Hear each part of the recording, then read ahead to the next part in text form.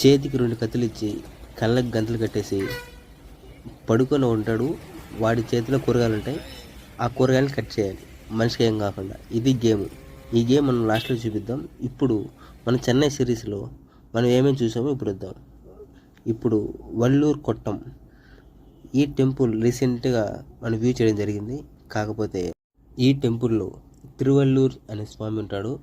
కాకపోతే మనం వెళ్ళే అప్పటికి ఈ గుడి కన్స్ట్రక్షన్ జరుగుతుంది. కాబట్టి ఇంకోసారి ఎప్పుడైనా మనం చూద్దాం. ఆ టెంపుల్ మిస్ అయిన ఇంకొక టెంపుల్ ఉంది. ఈ టెంపుల్ పేరు జైన్ టెంపుల్. మీ అందరూ తెలిసే ఉంటుంది. జైన్ మతస్థులు చాలా పవిత్రంగా దేవుని కొలుస్తారు. అసలు ఈ గుడి మెయిన్ బ్యాక్ స్టోరీ ఏంటంటే 30 సంవత్సరాల వయసులో మహావీరుడు ప్రాపంచిక జీవితాన్ని వదిలేసి సన్యాసి అయ్యాడు. తర్వాత 12 సంవత్సరాలు అతను తపస్సు చేసి తన జీవితాన్ని గడిపాడు.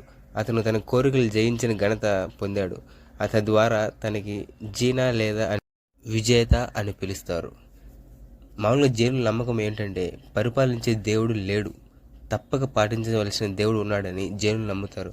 అందుకే మీరు చూస్తున్నట్టయితే ఒక చోట దేవునికి ఏ ఒక్క శరీరంలో బట్టలు ఉండవు, ఎందుకంటే అతనికి ఎలాంటి కోరికలు ఉండవు అని సింబాలిక్గా చూపిస్తారు. దేవుడు అదే చెప్తాడు, ఎటువంటి కోరికలు పెట్టుకోకూడదు అని. అన్ని అనర్థాలకి అత్యాశే మూలం అని జైనుడు అంటాడు అనమాట. సో మీలో ఎవరైనా జైన్ టెంపుల్కి వెళ్ళకపోతే వెళ్ళండి, జైనుని చరిత్ర తెలుసుకోండి, చాలా బాగుంటుంది. ఈ టెంపుల్లోకి ఫోన్స్ అలో లేవు, అందుకని వీడియో తెలియదు. అండ్ నెక్స్ట్ టెంపుల్ వచ్చి శ్రీ పద్మావతి అమ్మవారి టెంపుల్. ఇక్కడే చెన్నైలో ఉంటుంది, చాలా బాగుంటుంది. అచ్చం తిరుమల వైబ్ ఇస్తుంది. ఇక్కడికి కూడా లోపల ఫోన్ అలో లేదు, బయట మాత్రమే కవర్ చేసాం. అండ్ ఇక్కడ శ్రీ పద్మావతి అమ్మవారు మన వెంకటేశ్వర స్వామి భార్య గారు ఇక్కడ ఉంటారు. అండ్ ఇక్కడికి రోజు పూజలు చేస్తారు, చాలా బాగుంటుంది. అండ్ తిరుమల లడ్డూలు కూడా ఇక్కడ ఉంటాయి. లిటరల్లీ షాక్ అనమాట. అచ్చం తిరుమల వైపు మాత్రం ఉంటుంది.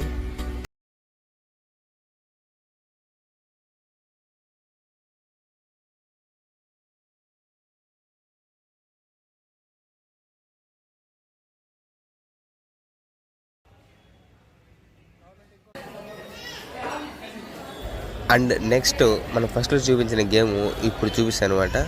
ఈ టెంపుల్ శ్రీ రాజరాజేశ్వరమ్మ టెంపుల్. ఇక్కడ లోకల్లో దేవతని బాగా ప్రతి సంవత్సరం ఇలా పండుగ చేస్తారు, చాలా ఘనంగా చేస్తారనమాట. సో ఇప్పుడు ఆ వీడియో చూడండి.